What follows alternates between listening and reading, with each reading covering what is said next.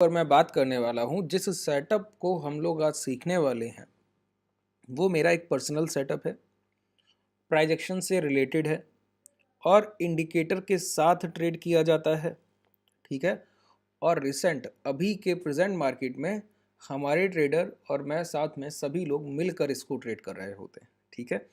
दूसरी बात, इसको positional option buying, intraday option buying के लिए बहुत आसानी से यूज़ किया जा सकता है। और देखिए, इसके कुछ रूल एंड रेगुलेशंस हैं कि इसको कैसे यूज़ करना है। ठीक है। मैं मेजर सेशंस 15 से 20 मिनट में करता हूँ।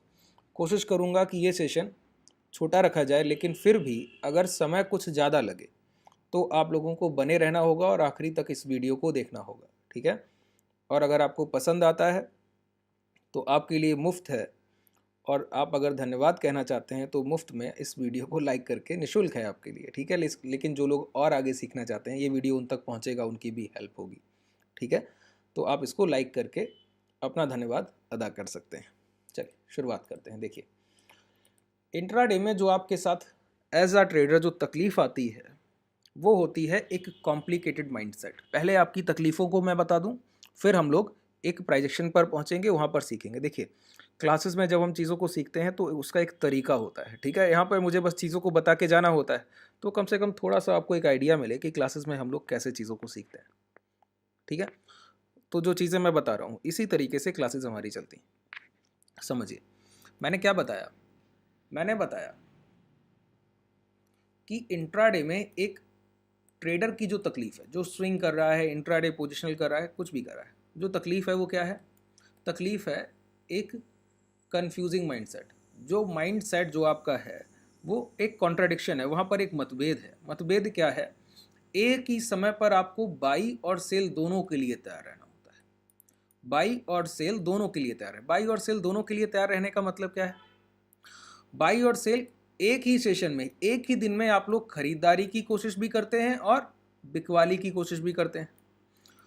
लेकिन मेरी बात अगर आप माने तो एक समय पर अगर एक ही माइंडसेट रखा जाए तो आप कहीं ज़्यादा सक्सेस हासिल कर सकते हैं।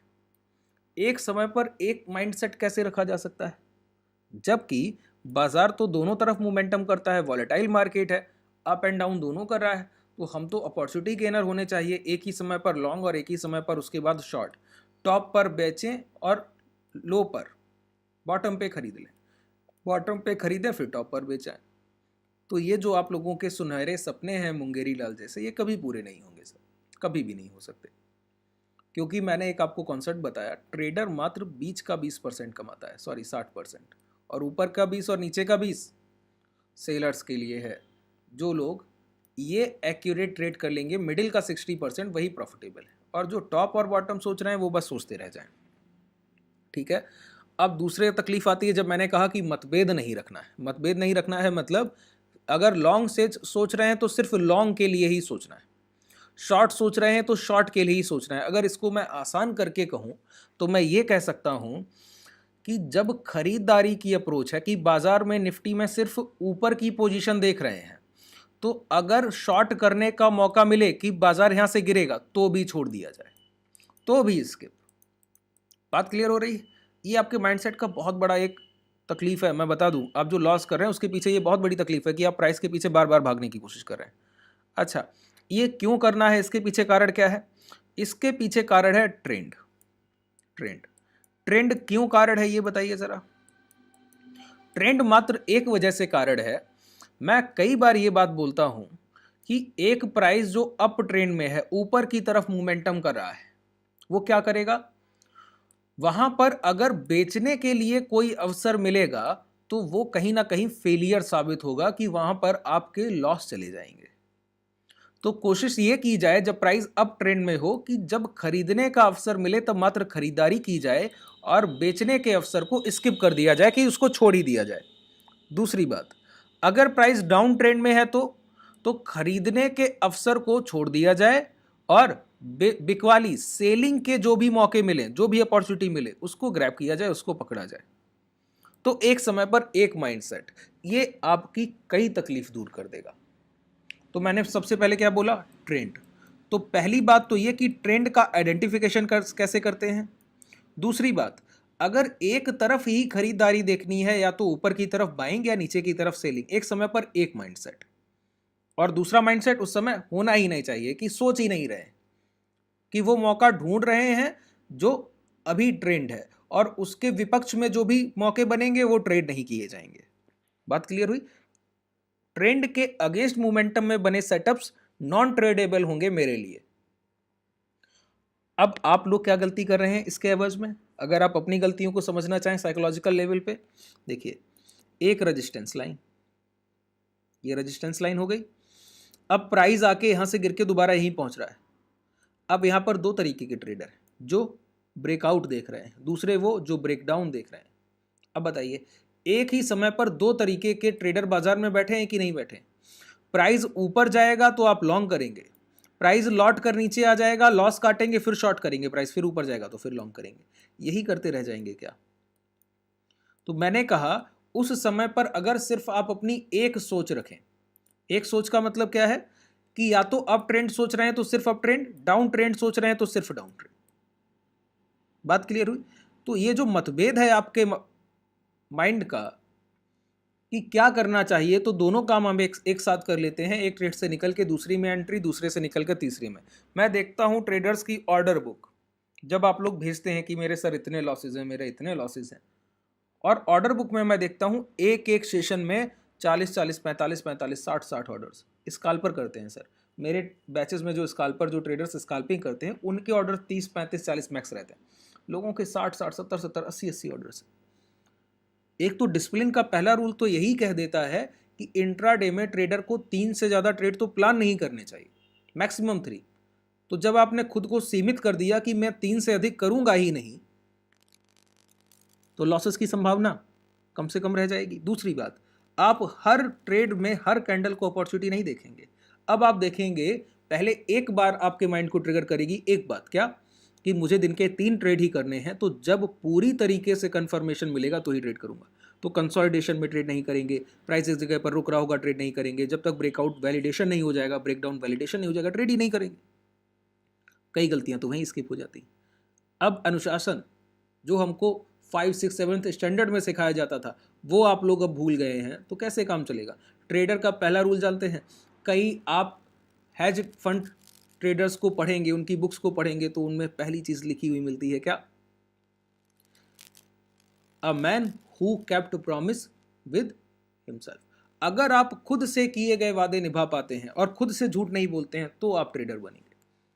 और आप खुद को ही धोखा दे रहे हैं कि कल लॉस हो गया था, बाजार की गलती की वजह से हो गया था, मैंने नहीं किया, मार्केट की गलती से हो गया। अरे आपने किया है सर, बाजार तो जैसे आज चल रहा है वैसे कल भी चलेगा।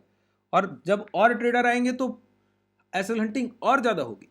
जैसे जैसे बाजार में लिक्विडिटी बढ़ती जाएगी उतनी एसएल हंटिंग होगी। अभी 10 सीआर के आसपास डीमैट्स हैं, 10-11 करोड़ के आसपास। अभी ये संख्या बढ़ती जाएगी और बाजार में ट्रेडर्स आते जाएंगे, उतना पैसा आता जाएगा और उतना टफ ये बाजार होता जाएगा। तो आप तो आने वाले समय में और परेशान होने वाले हैं, कहीं से दिक्कतें दूर नहीं होनी, और आप कल की ट्रेड को भूलकर आज नई ट्रेड्स कर रहे हैं। लॉस कीजिएगा। समझिए मैं क्या कहता हूं आपको, जो मैंने अभी तक बातें बताई। क्या देखिए, मैंने साइकोलॉजिकल कॉन्सेप्ट को टच किया, वो जितने पॉइंट्स बताएं ये बहुत महत्वपूर्ण है। डिसिप्लिन में रहकर ट्रेड कीजिए, एक अपना डिसाइड कर लीजिए लिमिट कि इससे ज़्यादा नहीं करूंगा। 3 ट्रेड लॉस हो गई, चौथा तो देखूंगा भी नहीं।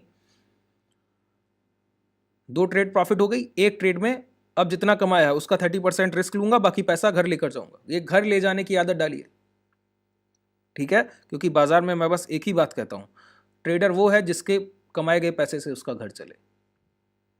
बात क्लियर हुई? चलिए, तो पहली बात हुई ट्रेंड।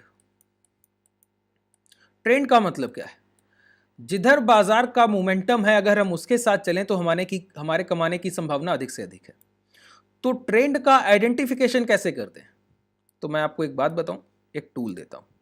मेरे लिए टूल का मतलब सिर्फ औसत होता है, एवरेज।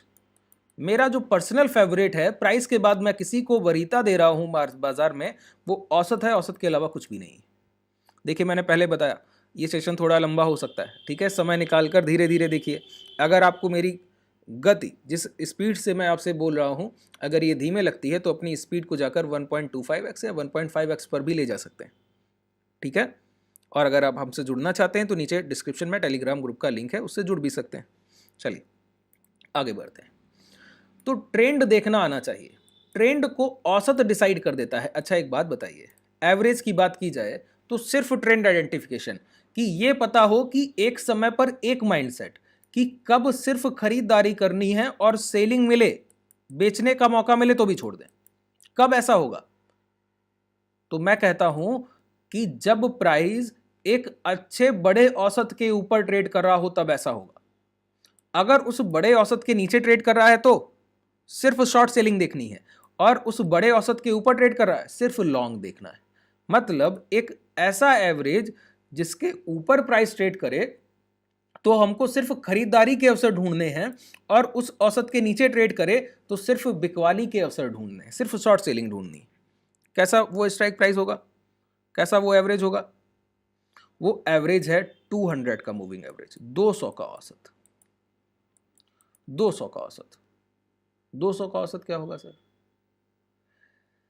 जिस टाइम फ्रेम पर आप यूज कर रहे हैं, जैसे अभी हमारे पास निफ्टी में 1 घंटे का औसत है, तो पिछली 1 घंटे के कैंडल, एक कैंडल 1 घंटे का बना हुआ, तो पिछली 200 कैंडल मतलब पिछले 200 घंटे के औसत भाव के ऊपर अगर प्राइस ट्रेड कर रहा है, मतलब प्राइस पॉजिटिव है कहीं ना कहीं कि नहीं है? प्रीवियस 200 आवर्स के एवरेज प्राइस के ऊपर जो प्राइस ट्रेड कर रहा है, औसत भाव के ऊपर जो भाव ट्रेड कर रहा है, वो कहीं ना कहीं पॉजिटिविटी रख रहा है, सकारात्मक भाव है वो। वहां पर खरीदारी के अवसर ढूंढे जाएं, और अगर बेचने के मौका मिले तो उसको कहीं ना कहीं छोड़ दिया जाए। ठीक है, पहली बात समझ में आ गई कि 200 का मूविंग एवरेज जो है, पहले क्या करना है, इंडिकेटर में जाइए और 200 के मूविंग एवरेज को प्लॉट कीजिए। प्लॉट किया, यहां पर ये 9 का आ गया। ठीक है, इसको लेंथ को चेंज करके 200 कर लीजिए।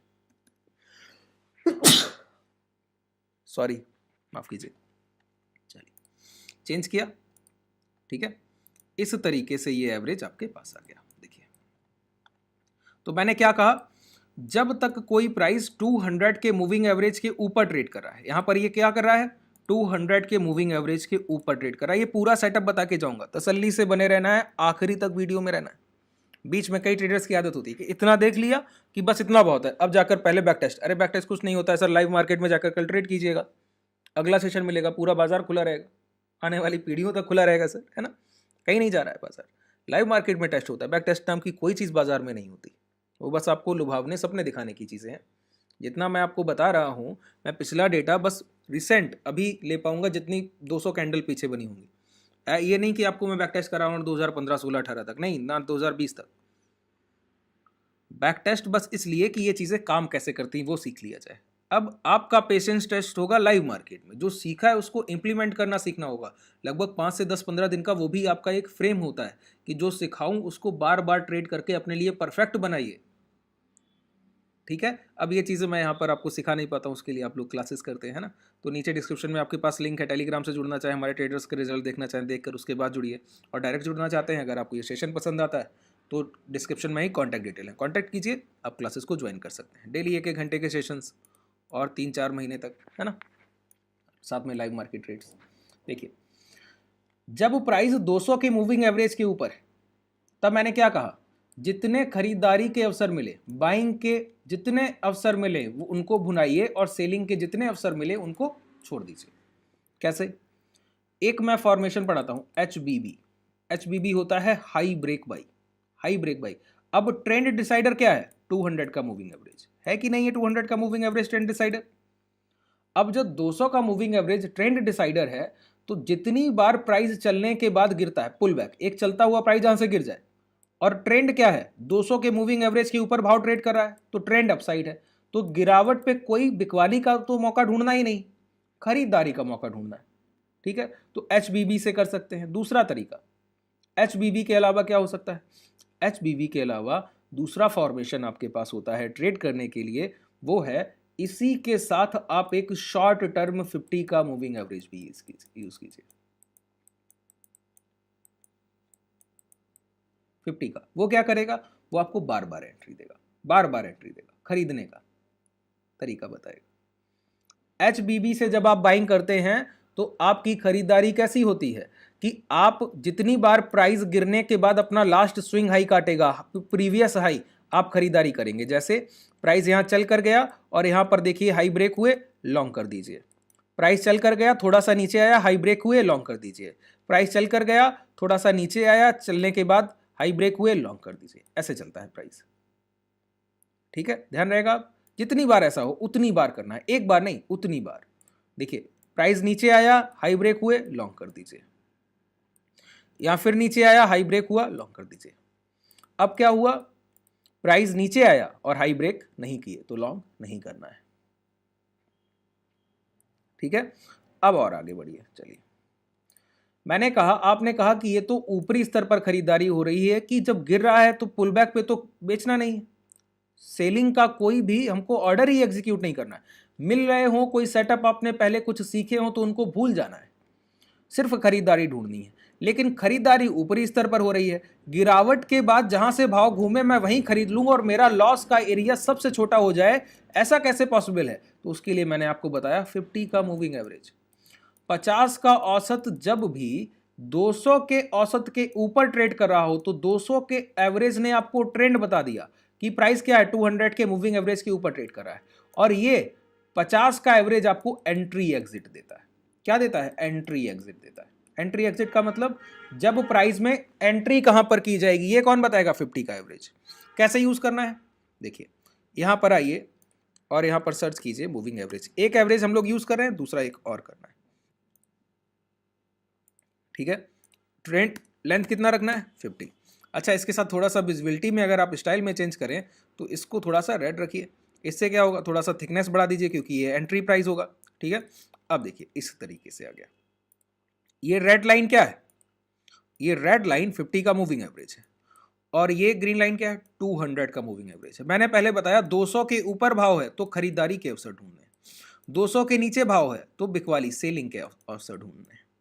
अभी प्राइस कहां है बताइए? यहां पर प्राइस कहां है? प्राइस है 200 के ऊपर।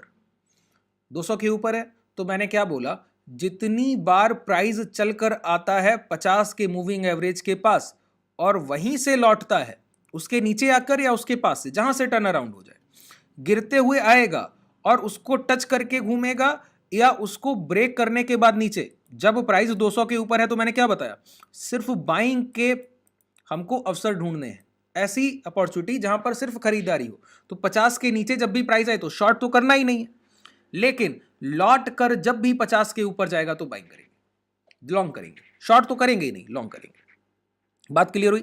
तो प्राइस देखिए, यहां पर 200 के ऊपर भाव आ गया, भाव लौट कर गया, टच किया, ऊपर की तरफ निकला, जैसे ही इन स्विंग हाई को निकला, स्विंग लो का स्टॉप लॉस 50 के नीचे, 50 के औसत के नीचे एक क्लोज एसएल और लॉन्ग कर दीजिए। अच्छा, लॉन्ग करने के बाद दूसरा तरीका वो होता है कि प्रॉफिट बुकिंग कहां करनी है। देखिए, कभी भी एक औसत और प्राइस के बीच में दूरी बनने लगे तो प्रॉफिट बुकिंग हो जानी चाहिए। मेरा मानना क्या है, जब भी प्राइस और एवरेज के बीच में एक दूरी बनने लगे, सफिशिएंट डिस्टेंस हो, तो प्रॉफिट बुकिंग होनी चाहिए। जैसे आपने यहां एंट्री की, प्राइस चल कर गया तो इतनी दूर चला गया, देखिए ये गैप अप के बाद प्रॉफिट बुकिंग आपकी यही हो जानी चाहिए, फिर इंतजार नहीं करना है। इतना जब दूरी है एक एवरेज और प्राइस में, प्राइस कहीं ना कहीं करेक्ट होकर औसत के पास आएगा ही आएगा, अब ज्यादा दूर नहीं चल पाएगा। ये गैप अप मिला, आप लॉन्ग में हैं, प्राइस ने एक अच्छा मोमेंटम दे दिया है यहां से यहां तक, देखिए 19,800 का भाव पहुंच गया है 20,500। ये बीच का भी ऊपर का 20%, 300-400 पॉइंट छोड़ना होगा। मैंने क्या कहा, ट्रेडर वही है जो ऊपर का 20 और नीचे का 20 स्किप करता है। बीच के 60% में खुश रहना सीखिए, कभी बड़े लॉसेस नहीं होंगे। लॉसेस तो छोड़ दीजिए, प्रॉफिट में ही रहने वाले। फिर देखिए, प्राइस आया यहां पर, देखिए अब इसके नीचे आ गया, चलते चलते यहां से घूमा नहीं और नीचे आया, अब इसके ऊपर आके क्लोज किया, जैसे ही क्लोज किया एसएल और लॉन्ग। फिर देखिए प्राइस एक बड़ी डिस्टेंस बन गई, यहीं पर बन गई थी, प्राइस गिरने लगा था, यहीं पर निकल जाइए। यहां पर एंट्री है 19,20,900 पे और एग्जिट कहां पर दे रहा है? एग्जिट दे रहा है 21,400 पे के आसपास, 500 पॉइंट का मोमेंटम है। फिर प्राइस नीचे आया, आने के बाद फिर एक कैंडल ऊपर क्लोज, स्विंग हाई के साथ लॉन्ग कर दीजिए, फिर टारगेट देगा। जितनी बार ये प्राइस अपनी प्रक्रिया दोहराएगा उतनी बार टारगेट देगा, जितनी बार ये प्रक्रिया दोहराएगा। जैसे यहां पर देखिए, प्राइस फिर नीचे आता है, ध्यान से देखिएगा, अब यहां पर थोड़ा सा टिपिकल होगा, प्राइस फिर नीचे आता है, नीचे आने के बाद ऊपर जा रहा है, यहीं पर गया, लॉन्ग कर दीजिए। लॉन्ग करने के बाद मैंने क्या, स्विंग लो स्टॉप लॉस होता है कि प्राइस जहां से घूम कर गया और 50 के मूविंग एवरेज के ऊपर गया, जहां तक गिर कर आया था इसके नीचे एसएल है, स्टॉप लॉस क्लोजिंग का होता है। जैसे आप वाली टाइम फ्रेम का ट्रेड कर रहे हैं तो 1 घंटे का प्रॉपर क्लोज मिलना चाहिए उस स्विंग लो के नीचे, तब आप एग्जिट करेंगे, उसके पहले नहीं। बात क्लियर हो गई? 1 घंटे की क्लोज मिलनी चाहिए, उसके पहले तो एग्जिट करेंगे ही नहीं। ठीक है, अब देखिए प्राइस क्या कर रहा है, यहां पर इसको मार्क कीजिए। क्या करना है? मार्क कीजिए। ये लेवल है, मार्क कर लीजिए। एक बार अगर आप गौर से देखें तो इसके नीचे की एक भी क्लोजिंग आपको नहीं दिखेगी और प्राइस इसी बायर को बार बार टच करके एक बार टारगेट देने जाता है। ये इस सेटअप का रियल पावर है कि यहां पर एग्जीक्यूट किए गए ट्रेड जल्दी गलत साबित नहीं हो सकते। अच्छा, अब ट्रेंड रिवर्सल होगा या प्राइस कंसोलिडेशन जोन में चला जाएगा, ट्रेंड ओवर होगा तो क्या होगा बताइए? देखिए, शुरुआत ट्रेंड की होती है 20 और 50 के बीच में, एवरेज के बीच में, एवरेज के बीच में सबसे, जब ये क्रॉस ओवर होता है 50 का एवरेज 200 के एवरेज को क्रॉस करता है तो ट्रेंड बदल जाता है। एक प्राइस इससे पहले गिर रहा होगा, अगर आप पीछे का चार्ट देखेंगे तो इसके पहले प्राइस गिर रहा होगा, देखिए गिर रहा था, ठीक है, और इसके बाद प्राइस क्या है? बदल गया, अप ट्रेंड की तरफ चला गया। ठीक है, यहां पर सबसे कम डिस्टेंस होता है और डिस्टेंस जब ये दोबारा से घटने लगे, यहां घटने लगा तो अब प्राइस दोबारा से चेंज होगा। अब देखिए इसके बाद जब ये लो ब्रेक हुए, मैंने कहा जब भी प्राइस लौट कर आएगा लॉन्ग करना है, प्राइस लौट के आने से पहले 200 की मूविंग एवरेज के नीचे चला गया। अब लॉन्ग नहीं करना है, कब तक? जब तक दोबारा प्राइस लौट कर ना आ जाए और ये दोबारा डिस्टेंस इसी तरीके से दोनों एवरेज ना पकड़ ले। इनमें दूरी आती जाएगी, आप ट्रेंड के साथ चलते जाएंगे, इनमें दूरी कम होने लगेगी ऐसे ऐसे करके, आप ट्रेंड के साथ नहीं चलेंगे, रुकने लगेंगे। अब अगर ये 50 का एवरेज 200 के नीचे आ जाता है तो जितनी बार प्राइस इसके ऊपर जाके लौटेगा, अब हम लोग लॉन्ग का अपॉर्चुनिटी नहीं देखेंगे, सिर्फ शॉर्ट देखेंगे, सिर्फ शॉर्ट। लॉन्ग भूल जाएंगे, ठीक है, लॉन्ग भूल जाएंगे, सिर्फ शॉर्ट देखेंगे। ये जो प्राइस एक्शन का कॉन्सेप्ट है, इसको अगर आप यूज करेंगे तो मुझसे लिख कर ले लीजिए, बस बताए गए रूल्स को फॉलो करना है और जितने चीज़ें मैंने आपके सेटअप में डिस्कस की हैं उनको याद रखना है और फिर आप लॉसेस कीजिए। करने को होंगे 100-150 ट्रेड करने में 3-4-5 ट्रेड आपके गलत जाएंगे और बाकी सारे ट्रेड बड़े रिस्क रिवॉर्ड। यहाँ पर आप एक चीज़ गौर कीजिए, यहाँ पर एंट्री कर रहे हैं, एसएल ये है, टारगेट ये, एंट्री यहाँ पे कर रहे हैं, एसएल एरिया इतना बड़ा है और टारगेट इसके बाद भी, जब बाजार गिरने से पहले इतना बड़ा टारगेट देके जा रहा है। यहाँ पर एंट्री कर रहे हैं, एसएल इतना बड़ा है, टारगेट ये मिल रहा है, ये यहाँ पर एंट्री कर रहे हैं, एसएल इतना बड़ा है, टारगेट। 1 रुपए गंवाने पर 4-5 रुपए कमाता है यहाँ पर ट्रेडर, कि अगर आप 1000 रुपए का रिस्क लेंगे तो 5-6 हज़ार कमा के जाएंगे। और जब बार बार ये प्रोसेस दोहराया जाएगा तो रिस्क रिवॉर्ड रेशियो जब इतना बड़ा होगा तो आपको लॉस में रखने की क्षमता किस बाजार में?